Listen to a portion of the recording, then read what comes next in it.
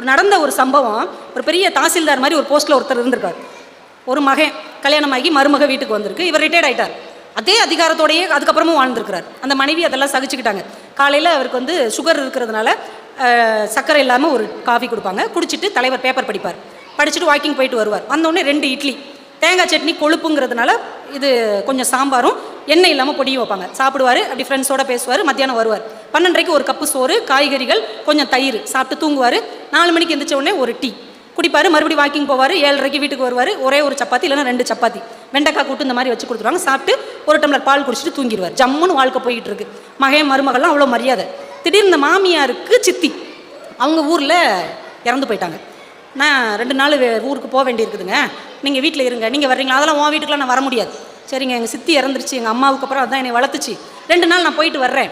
மருமக உங்களை நல்லபடியாக பார்த்துக்கிடுவான்னு மருமகளை கூப்பிட்டு அட்வைஸ் பண்ணுதுமா. காலையில் 6:30 மாமாவுக்கு காஃபி கொடுத்துடணும்.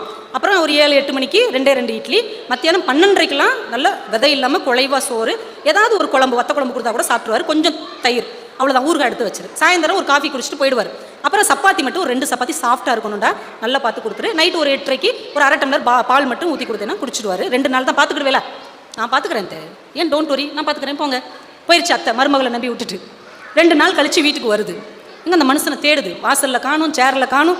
உள்ளே போனால் பெட்ரூமில் அப்படி பரிதாபமாக சுருண்டு படுத்து கிடக்குறாரு. என்னடா அப்படின்னு பார்க்குது. டேபிளில் இட்லி காஞ்சி போய் இருக்குது, சப்பாத்தி வரட்டி மாதிரி கிடக்குது, கொஞ்சம் சோறு விதையாக கிடக்குது.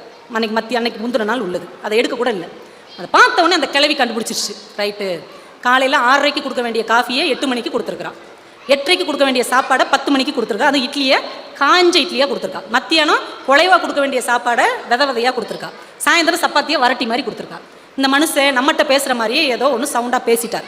இப்போ பதிலுக்கு திட்டான். உங்கள் வீட்டுக்காரி மாதிரி கிடையாது, நான் வச்சதை தான் நீங்கள் சாப்பிடணுங்கிற மாதிரி ஏதோ சொல்லிட்டா. இவரை இது வரைக்கும் வீட்டில் யாரும் எதிர்த்து பேசுனதே கிடையாது. மனுஷன் தாங்க முடியல, சுருண்டு படுத்துட்டார். மெதுவாக அவரை தட்டி எழுப்பி அப்படி கண்ணு கலங்கி பார்க்குறாரு. மனைவியை பார்த்தோன்னே வந்துட்டியா அப்படின்னு கேட்குறாரு. உடனே அவர் தலையை வருடிட்டு அந்த அம்மா சொல்லுது, ஒவ்வொரு நாள் நான் கோயிலுக்கு போய் சாமி கும்பிடும் போதும், பூஜை அறையில் நெத்தியில் அந்த குங்குமம் வைக்கும் போதும் கடவுள்கிட்ட என்ன வேண்டுவேன்னா, நான் சுமங்கலியாக போய் சேரணும்னு வேண்டுவேன். ஆனால் இனிமே நான் அந்த அம்மாட்ட என்ன வேண்ட போகிறேன் தெரியுமா, உங்களை நல்லபடியாக அனுப்பி வச்சுட்டு அதுக்கப்புறம் நான் போய் சேரணும் தான் ஏன் வேண்டுவேன். நான் இல்லைன்னா உன்னை இங்கே பார்க்குறதுக்கு ஆளே கிடையாது அப்படின்னு அந்த அம்மா கண் கலங்கியிருக்கிறாங்க. இப்போ வயசான காலம் வரும்போது, முதுமை வரும்போது உங்களை தாங்குவது மனைவியாக மட்டும்தான் இருக்க முடியும். அதனால தான் கண்ணதாசன் எழுதுனா, பேருக்கு சொந்தம் உண்டு, பேருக்கு பிள்ளை உண்டு, பேசிடும் வார்த்தைக்கு சொந்தம் உண்டு, என் தேவையை யார் அறிவார், உன்னை போல் தெய்வம் ஒன்றே அறியும். தெய்வத்தை போல நீ அறிவ கிடையாது, உன்னை போல தெய்வம் ஒன்றே அறியும்.